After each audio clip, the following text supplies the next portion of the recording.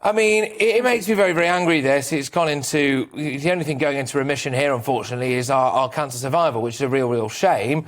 What do you put this down to? Do you think this is the knock-on effect, maybe, of some of the hold-ups that we saw during the pandemic?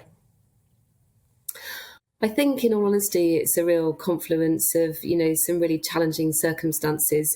We've known for a long time that there are workforce challenges within the NHS for sort of around 10 years. And obviously the impact of COVID on the workforce and the ability to treat cancer and diagnose cancer at the same time as COVID means that we've now got a sort of a real challenge on our hands.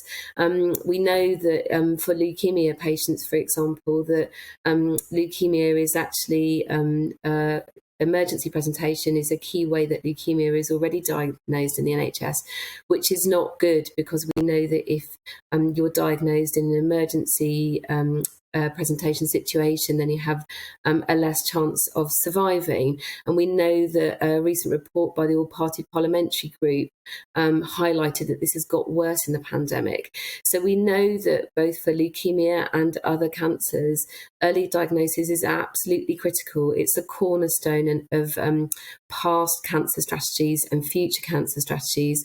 So we know that it's critical that we've got to tackle it. But unfortunately, it is a number of things that have driven it, and we now need a long-term approach which tackles all of the drivers of the problem, really.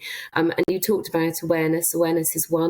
Awareness amongst the public is really critical. We know that awareness of leukemia, for example, is very low amongst the public and GPs. So we're calling for greater awareness campaigns and programmes on all cancers, including leukemia and blood cancer. We also need to think about how the public access early diagnosis.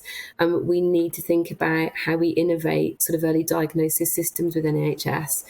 For example, we know that for cancers where the symptoms are less obvious, that having pathways where patients could self-refer and to rapid diagnostic centres could be a real opportunity to improve the effectiveness of early diagnosis.